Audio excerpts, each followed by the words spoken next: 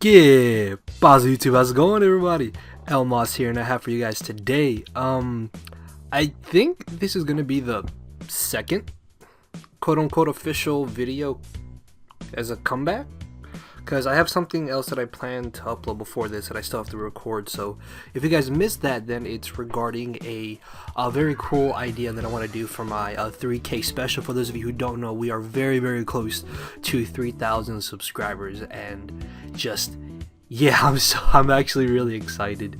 And if you guys go check out that video and come back to this one and then potentially leave your questions here as well, I would greatly appreciate that. And of course, if you guys are excited to see me come back, if you're happy that the old, well, quote-unquote old intro is back, then make sure to show off your support, hit the like button down below, and let's take a look at team preview. So as you can see from my team, I have Superior, and actually I have about 4 or 5 really good UU battles backed up that I did over my break, just because I was trying to get UU Rex and I was just testing out teams.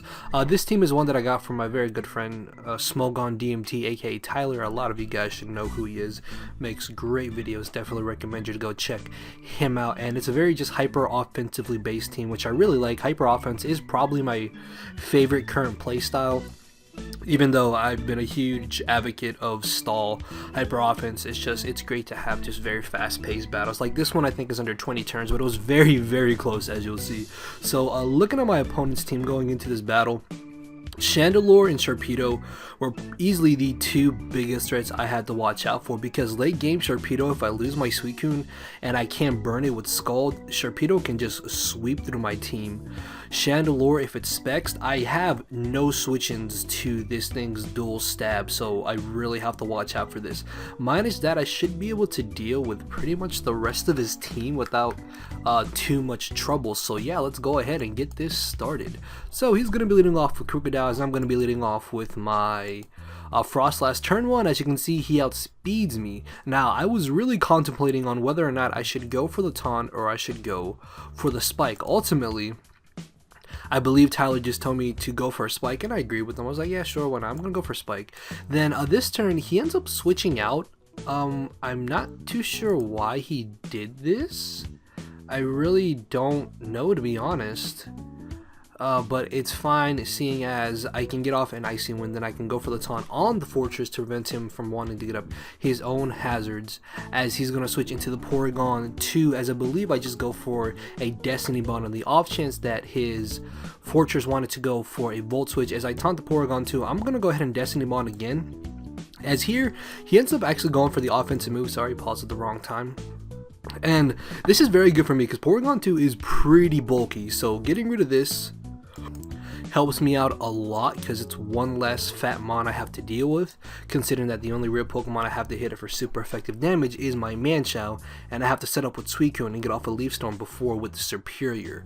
So yeah, getting rid of this right away is really good for me. Plus, if you wanted to keep switching in and out, this one little spike really would have just messed up his entire team and wearing it down to the point where I could just win with Arrow, Alakazam, Manchow, or Superior eventually a lot easier. So I take down the Porygon 2 with me. As I predict him to want to bring the Fortress, I'm going to bring in Superior. Now you're thinking, wait, why would you bring in Superior if you predicted him to bring in Fortress? Well, I'm sure some of you guys know where I'm going with this. I did this because I want to make sure he does not spin away my layer of Spike.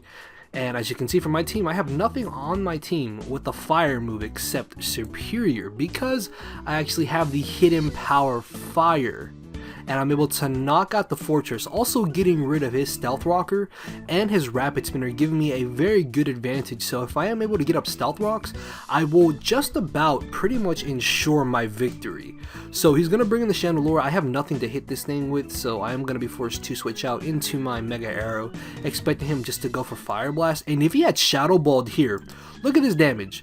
That did 71%. That is resisted, ladies and gentlemen. So ultimately, I think long term, and instead of going for the Aqua Tail, I decided to get on my Stealth Rocks as he switches into his Crocodile. I'm just going to leave a Mega Arrow for Death Fodder, because at this point I don't exactly need it, because after getting up rocks, I'm in a very favorable position. As I bring in my match, I'm thinking, okay, he's probably going to switch out here, right?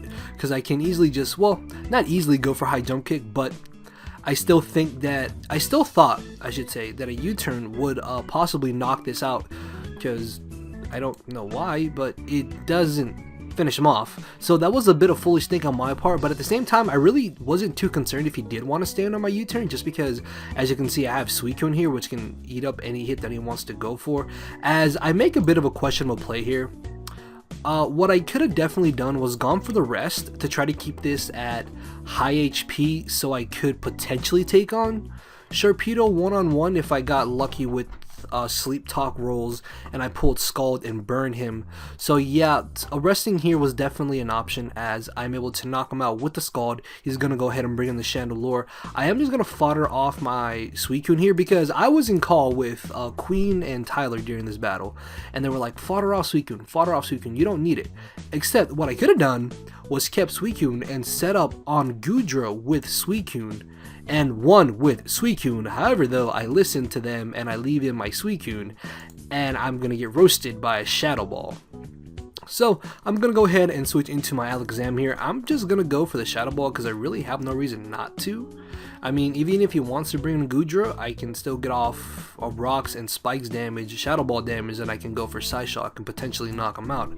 So he actually decides just to fodder off the Chandelure as he brings in the Goodra. I know a Psyshock won't finish him off, but it's still going to do more damage than any other move that I have, as he ends up going for the Draco, failing to bring me down to my Sash. I'm going to switch up moves and go for the Dazzling Gleam, knowing at the amount of HP that he has that I can knock him out. And this is where it dawned on me.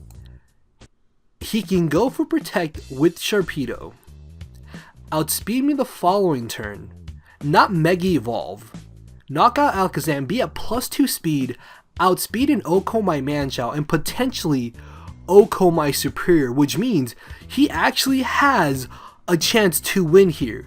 The only thing I can hope is that if he does have Ice Fang, that he doesn't freeze or flinch my Superior, because at this point, that's my only hope. So he is going to do what I mentioned. He's not going to Mega Evolve. He's a +2 speed.